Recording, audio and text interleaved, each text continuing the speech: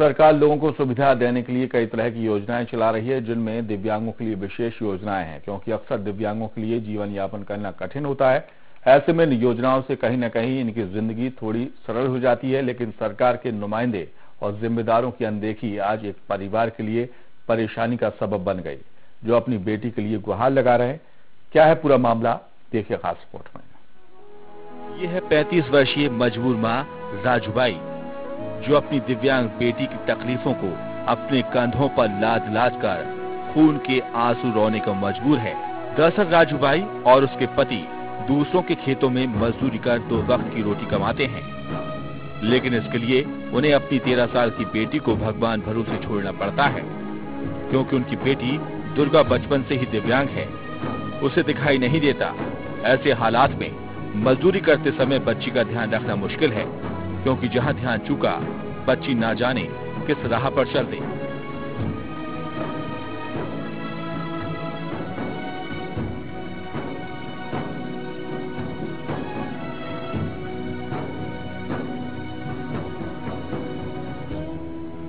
ऐसा नहीं है कि माता पिता ने कोई कोशिश नहीं की।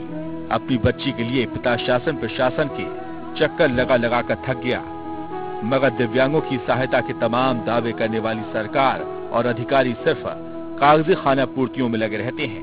पिता न सिर्फ मंत्री सरपंच के पास गया, बल्कि कलेक्टर के दरवाजे पर भी अपनी मजबूरी के आंसू बहाए, मगर वहां से भी सिर्फ मायूसी हाथ लगी और खाली हाथ लौटने के बाद गरीब पिता की हिम्मत टूट गई। सब डॉक्टर को बताई दी, कहाँ से भी नहीं सुधरी। मंत्री सरपंच को भी बताई, वहाँ भी कहीं नहीं हुआ। विधायक साहब तक भी ले गया, कहीं पेंशन में चालू नहीं। कलेक्टर साहब के वहाँ भी ले गए, वहाँ से भी नहीं मिला।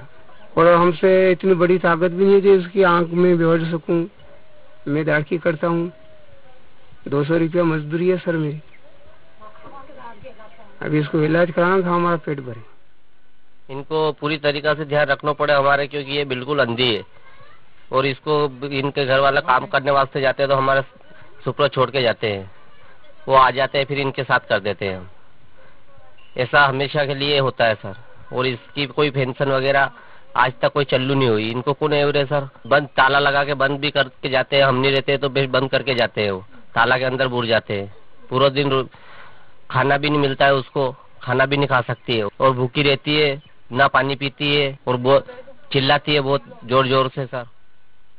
बालिका के कैसे रखे, इनके माँ बाप पिता माँ बाप सब घर में बुरी जाए तो ये चिल्ला चोट करे। फिर इनके पानी आने के मैं अरे फला तो बेचारी वो चिल्ला चोट करे तो इनको पानी पिलाओ, रोटी वोटी खिलाओ। उनके है नहीं कोई हाँ, उनको एक जना उनको अवेयर के रखे बेटे, कोई है नहीं उनके माता पिता। और एक जना उनको दिन भर उनको अवेयर था तो कंदिया था का बेचारा वहाँ बुरी जावे तो हम पार पड़ोसन वाला हैं तो मैं इनकी हमार करा बेचारी की। अब जरा यहाँ भी ध्यान दीजिए, ये है वो अधिकारी जो दिव्यांगों के लिए काम करने के लिए नियुक्त हैं, मगर स्थिति ये है कि पूरे मामले को लेकर ये कैमरे के सामने आने से कतराते रहे। कई बार प्रयास करने के बाद भी बात करने को तैयार नहीं हुए और बहाना कि अधिकारियों ने कुछ भी कहने से इनकार किया है। परमिशन देंगे तो ही बाइक देंगे, वो सर दे देंगे परमिशन। बच्ची का 100% दिव्यांगता का प्रमाण पत्र भी बना हुआ है, मगर वो प्रमाण पत्र केवल संदूक में रखने के काम आता है। बेबस माँ अपनी बेटी के कागज संदूक में सहेज कर रखती है, शायद कभी तो बेटी को न्याय मिलेगा। जनप्रतिनिधियों की माने तो मामला काफी चिंताजनक है और ऐसे मामलों पर सरकार के साथ साथ अधिकारियों की उदासीनता पर भी सवालिया निशान खड़े होते हैं। ये खबर कई दिव्यांग बच्चों के माध्यम से, उनके परिजनों के माध्यम से हमारे पास भी आई है। अगर वर्तमान में भी ये स्थिति रही तो हम युवा मोर्चा के माध्यम से और समाज में युवा को जागृत करते हुए इसे आंदोलन स्वरूप में ले जाएंगे और जो कि शासन को इसको झेलना पड़ेगा। हम ऐसे बच्चों के माध्यम से, हम युवाओं के माध्यम से उनके घर जाकर समाज से भी कुछ सहयोग राशि इकट्ठी करके उनको देने का प्रयास करेंगे और साथ में अधिकारियों के माध्यम से, प्रशासन के माध्यम से उनको उचित न्याय दिलाने का काम करेंगे। ऐसे अगर मामले आते हैं तो जो पूर्व में जो सरकारें रही हैं उनकी कहीं न कहीं कमी रही है, शासन प्रशासन की। और मध्य प्रदेश में अभी कमलनाथ जी की नई सरकार का गठन हुआ है ऐसे मामलों को गंभीरता से लिया जाएगा और निश्चित तौर पर जो ऐसे बच्चे हैं या ऐसे विकलांग व्यक्ति हैं उनको जो शासन की योजनाओं का लाभ मिले, इस हेतु पूरा हमारा प्रयास रहेगा। और वो हमारी जो मध्य प्रदेश की कमलनाथ जी की सरकार है इस हेतु गंभीर है और भविष्य में अधिक से अधिक लाभ मिले इसका प्रयास है। तो देखा आपने कि 200 रुपए कमाने वाला बाप इतना बेबस और मजबूर है कि अपनी बेटी को भले ही वो तमाम शहर ले गया हो, मगर उसकी इतनी शक्ति नहीं कि वो अपनी बेटी को दुनिया के रंग दिखा सके। वास्तविकता में दिव्यांगों के लिए कागजी कार्रवाई के अलावा धरातल पर काम किया होता तो हालात ये ना होते।